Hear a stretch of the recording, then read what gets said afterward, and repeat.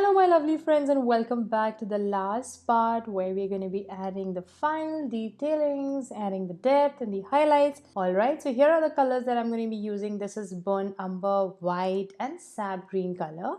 Once I got this color mix ready, and as you can see I have mixed both the colors together and I'm just adding it on the center area like this by using the tip of my filbert brush.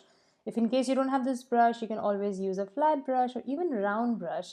You just have to blend the ends really well and try to make it very light. So remember, do not add a lot of dark color at this stage. We just want to add little shadows in between that petal section.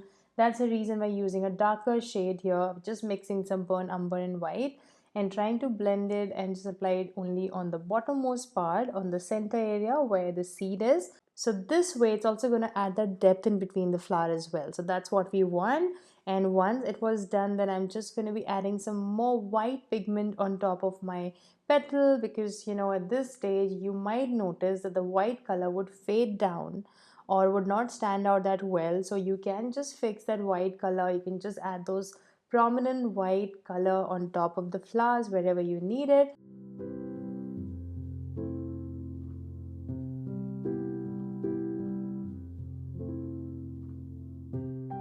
One important art advice would be, in case you mess up anything in the painting, so what you can do is, like here I was just making the stem part by using the tip of my filbert brush, and I realized that it wasn't looking that realistic and it wasn't good enough. So of course I wanted to rectify that. So one easy step would be that you can just take some water on your brush or just spray some water there, and you will be able to wipe that off by using a tissue paper.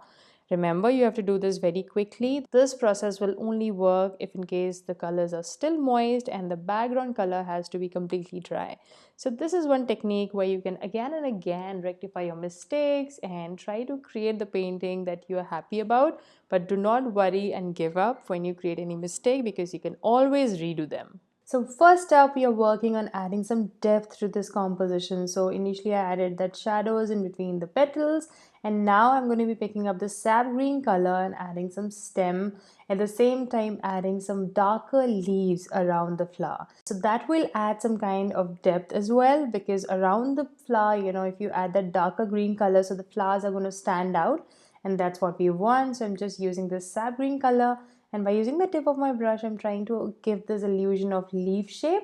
If in case you're not very confident enough to use this filbert brush or a flat brush, please feel free and use a round brush instead.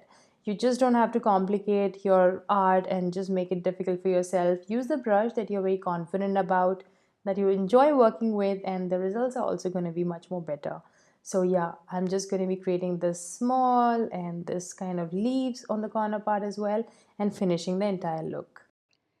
And one tip here would be, if in case you can just notice, just by applying the sap green color in just those tiny areas, we are able to create certain kind of depth there. So all these basic things, they do matter a lot while you're creating a painting, and they create a very different effect.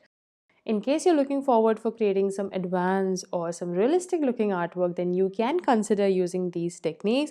I know it's a lot of work that I'm doing and I'm just adding a lot of elements here. So that's the reason why this part 3 was made. In case you are almost happy with your artwork, then you can just leave it there. These are some additional tips and tricks and advices that I wanted to share with you. That's the only reason I am just sharing with you the last part as well. So here, whatever detailings I'm adding right now are completely optional.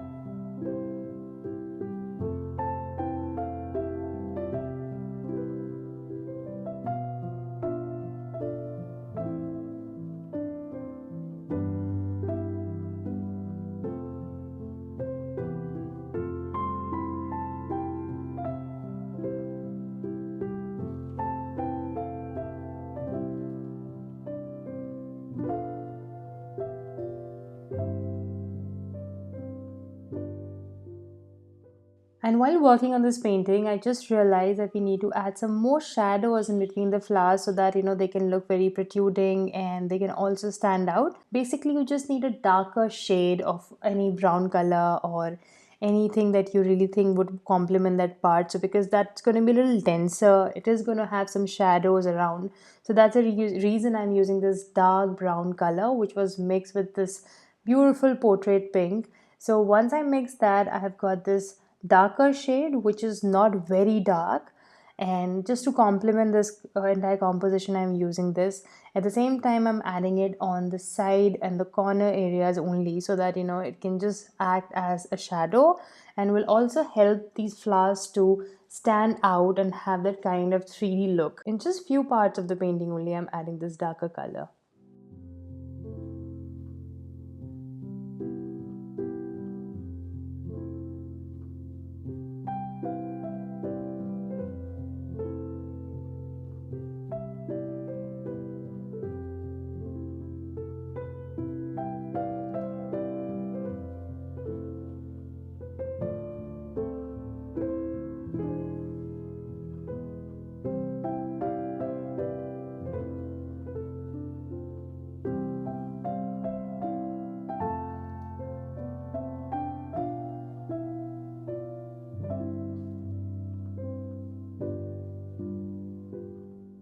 And at this stage as well, if in case you think that you want to add some more highlights on top of it, then you can use this white color and only add it on the corner and add these uneven lines just to make them, much more brighter in shade. So I'm just exactly doing that. Remember, do not add a lot of white.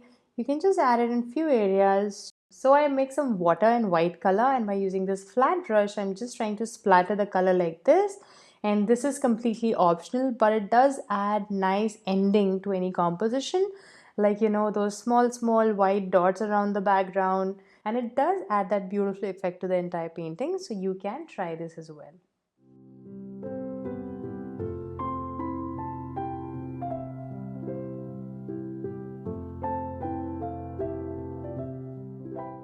So here it is. This is the final look of the painting. I had so much of fun creating this simple and easy abstract florals with you today. In case you have any questions, please feel free to write down in the comment section below. I would love to answer each and every one of you. And now it's time where I'm going to be summarizing the entire painting and also sharing with you some important tips and tricks that will really help you in making the painting very easily. So let's get started. Once the painting is finished and is dried, we need to apply varnish. You can use this acrylic gloss varnish and apply it by using a brush or a sponge, or use this brand Liquitex varnish, which is water-based, so the brush can be washed very easily. Make sure you're working on a well-ventilated area so that no fumes can irritate you. The acrylic gloss varnish that I'm using today is odorless, so you don't have to worry about a lot of smell or irritation. So you can apply a thin coat evenly and let it dry naturally. This step will give a gloss finish and will prevent the painting from dust and dirt. If you can notice, I'm using a sponge here, and this is very intentionally done because I'm working on 5 to 6 paintings at one time, so I'm varnishing all of them together.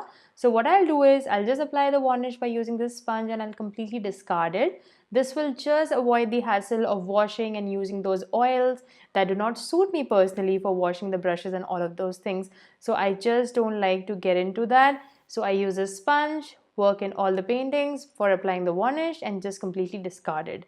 In case you don't use this kind of varnish, then you can use the Liquitex one that is water based. So you can use the brush and also wash it later by using water. For best results, try using a fine grained canvas. This will give great results for achieving watercolor effect. Brush selection will play a very important role, so make sure you choose the right brush. They should have soft bristles and have a stiff structure.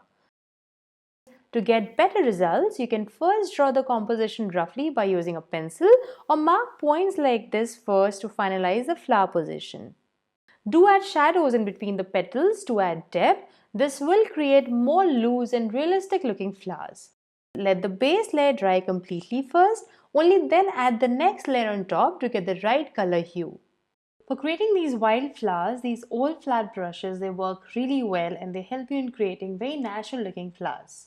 So I hope these tips and tricks were useful for you. I'll see you very soon in my next one. Till then, take care and thanks for watching. Bye.